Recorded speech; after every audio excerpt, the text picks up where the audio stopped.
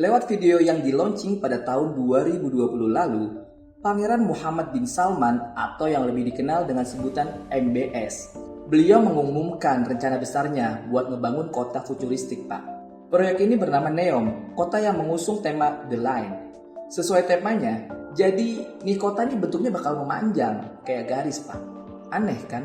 Tapi begitulah konsep yang ditawarkan oleh Pangeran MBS. Sebenarnya Mbak Yunita udah pernah membahas soal kota Neom ini sampai 2 part. Tapi mau gue update lagi nih perkembangan terbarunya. Nggak masalah, kalian selesaiin dulu video ini. Baru ke konten Neomnya Mbak Yunita. Informasinya tetap berkaitan kok. Linknya gue taruh di deskripsi. Oke, kita lanjut. Sebenarnya manusia udah banyak pikirin bentuk konsep kota masa depan. Bisa kita lihat dari banyaknya film yang bertemakan masa depan. Kayak Star Trek, Star Wars, Alita Battle Angel, sampai kartun anak aja Doraemon mengusung tema masa depan ya kan? Di banyak negara udah banyak juga yang bikin gedung-gedung ala futuristik gitu. Neom The Line digadang-gadang bakal menjadi kota futuristik Arab Saudi pertama di dunia. Lu bakal ngeliat miliaran pohon di tengah gurun. Apa-apa semuanya buatan. Kereta terbang, kota bebas karbon tanpa mobil, dan kota dengan teknologi AI yang canggih. Keren sih, tapi terdengar kayak lagi ngedongeng ya. Dan perlu ketahui Pak, Neom ini sebenarnya adalah sebuah komplek kota futuristik. Jadi bakal ada beberapa proyek yang dibangun di Neom ini. Ada Oxagon, ini adalah kota industri dan pelabuhan super canggih yang gunai teknologi AI. Hampir setengah wilayah kota Oxagon dibangun di atas laut Pak. Terus ada Trojena, sebuah komplek wisata di pegunungan yang tandus Pak, yang diubah menjadi tempat wisata, danau air tawar buatan, resort mewah, mall, dan masih banyak lagi Pak. Dan jangan lupa The Line yang gue sebutin di awal. The Line ini adalah kota hunian internasional, pasar bebas, dan pusat bisnis ada di sini. Semua ini ditaksir membutuhkan dana sekitar 500 miliar dolar Amerika atau setara dengan 7,1 kuardium men. Gimana menurut lo? Gokil kan ambisi Pangeran MBS ini? Nah, yang jadi pertanyaan, kenapa Pangeran MBS ini berambisi buat bangun kota Neom? Dan kenapa juga harus ngambil tema kota futuristik? Padahal negara maju kayak Amerika, Eropa, atau Cina pun belum ada yang berambisi secara nyata bikin kota ala-ala futuristik kayak gitu. Bareng gue Jovelani, kita bahas di video berikut ini.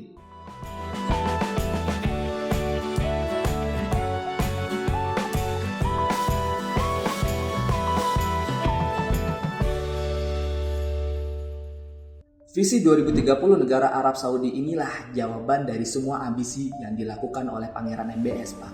Singkatnya, visi 2030 adalah rencana buat ngurangin ketergantungan Arab Saudi pada sektor migas. Arab Saudi sendiri merupakan negara penghasil minyak terbesar di dunia. Saudi kaya raya ya dari minyak itu, Pak. Apalagi udah ada contoh nyata negara yang ambruk karena ketergantungan minyak. Contohnya Venezuela. Hampir 96% pendapatan negara ini berasal dari minyak. Di saat harga minyak tinggi dan produksi melimpah, negara ini makmur, Pak. Semua bisa disubsidi sama pemerintahnya. Tapi ketika harga minyak lagi turun, ya habislah negara ini. Nah, Pangeran MBS tahu resiko ketergantungan minyak ini. Terus apa yang dilakukan sama Arab Saudi? Sejalan dengan visi 2030, mereka akhirnya mendiversifikasi ekonominya, Pak.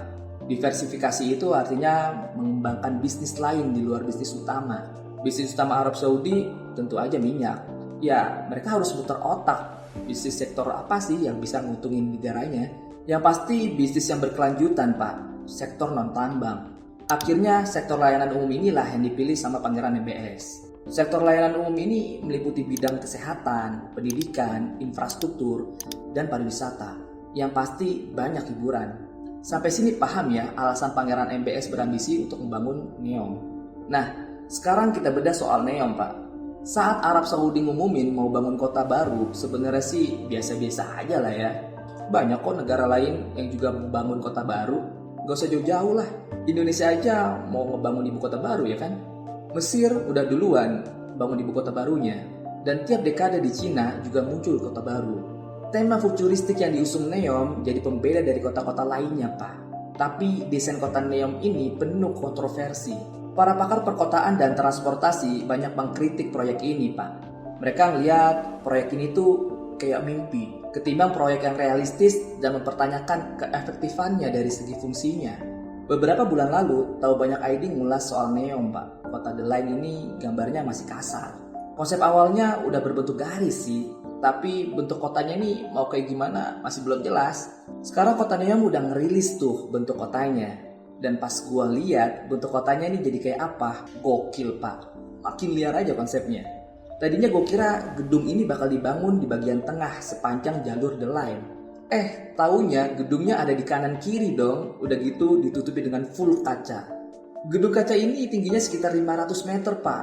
Itu setara dengan 4 kali tingginya Monas. Neom The Line panjangnya 170 km. Lu tahu kan tol Cipali? Tol dari Cikampek sampai Palimanan aja panjangnya cuma 116 km, Pak. Gokil kan ini konsep kotanya. Konsep kota The Line ini dijabari sama Neom. Kita tahu setiap kota di negara manapun gedung-gedungnya letaknya tersebar di mana-mana ya kan. Kota The Line ngepres gedung yang tersebar itu menjadi satu dalam bentuk garis. Nah, sisanya ruangannya dipakai buat lahan penghijauan, Pak. Ini bentuk arsitek kota yang gila, Pak. Apa Arab Saudi mampu ngebangun ini semua? Oh iya, satu lagi, soal transportasinya, Pak. Ini juga gak kalah gilanya, Pak. The Line kan bentuknya memanjang. Ini artinya jarak titik satu ke titik lainnya makin jauh. Jarak terjauhnya titik luar ke titik luar sepanjang 170 km. Nah, Neom ngeklaim punya teknologi transportasi yang bisa ngangkut elu dari jarak 170 km cuma butuh waktu sekitar 20 menit, men. Ini artinya kecepatan yang dibutuhkan sekitar 512 km per jam. Sebagai perbandingan, kereta cepat yang dimiliki oleh Cina dan Jepang hanya mampu berlari di kecepatan 320 meter per jam. Oke, selanjutnya Oksagon. Oksagon ini adalah kota industri, pusat manufaktur, dan pelabuhan, Pak. Seperti biasa, kota ini tetap dibumbui oleh embel-embel futuristik, modern, dan dilengkapi dengan teknologi yang canggih. Tapi bukan itu, Pak, yang bikin gue tertarik sama Oksagon. Konsep Oksagon itu agak nyeleneh, Pak. Lu bisa lihat sendiri, Oksagon terdiri dari 2 bagian. Ada yang di darat, ada juga yang di laut. Ngapain ya mereka repot-repot bangun gedung di atas laut, sedangkan daratannya aja masih banyak yang kosong? Dari beberapa artikel yang gue baca, alasan sederhananya agar perputaran kontainer barang jauh lebih cepat kalau bentuknya ngelingkar gitu. Karena di dalam Oksagon ada pelabuhan yang terintegrasi langsung ke gudang dan pabrik. Gue masih belum agak puas sama jawaban ini. Kalau kalian ada yang tahu, tulis di komentar ya, Pak. Perlu lu ketahui kalau lokasi Oksagon ini ada di perairan Laut Merah, Pak, dekat dengan terusan Suez. Itu artinya Oksagon dilalui 13% perdagangan dunia, Pak. Selanjutnya ada Trojena. Secara garis besar, Trojena adalah destinasi pariwisata di daerah pegunungan. Mau tahu letak Trojena? Nih, foto Trojena dari satelit. Tunggu sampai tahun 2027, Pak. Setelah itu, Trojena bakal jadi kayak gini.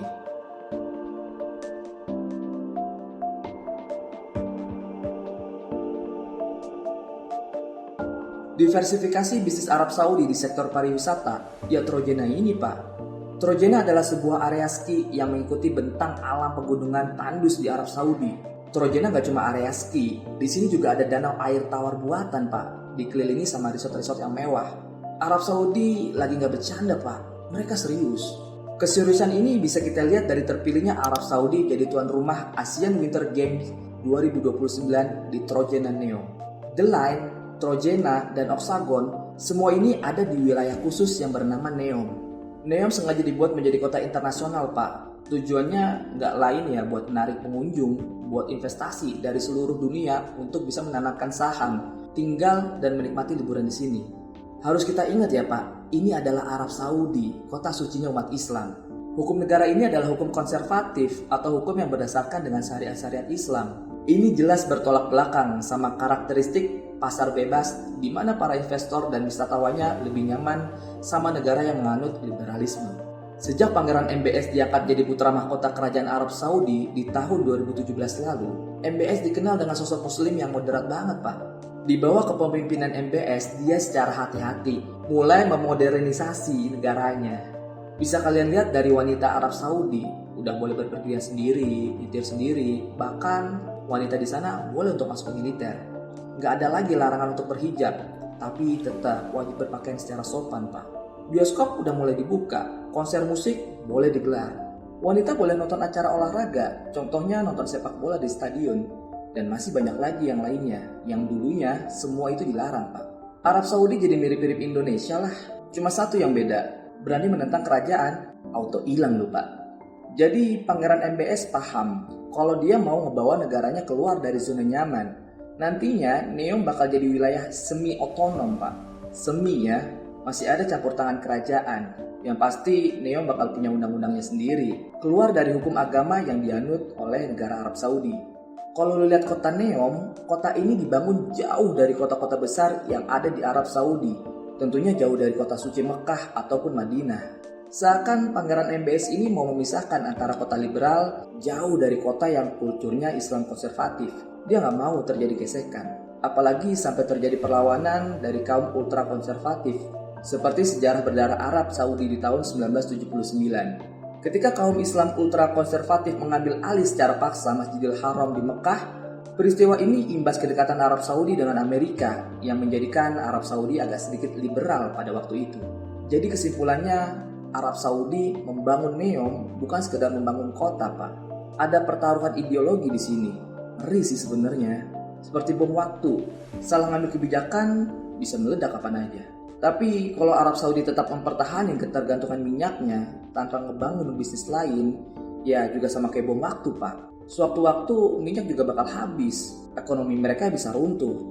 Dan bagi warga negara Arab yang moderat, mungkin suka sama gaya kepemimpinan MBS. Tapi bagi para penganut Islam konservatif, ada ketakutan bagi mereka. Arab Saudi bakal dibawa ke arah yang berlainan. Jujur ya, gue ngeliat Arab Saudi sekarang di bawah kepemimpinan MBS lebih mirip kayak Cina di bawah kepemimpinan Xi Jinping. Dari mana kemiripannya? Kapan-kapan gue bahas soal konten ini di video berikutnya. Oke, mungkin cukup pembahasan dari video kali ini. Like kalau lu suka sama konten ini, dan subscribe kalau lu belum subscribe. Gue Jovelani, pamit undur diri. See ya.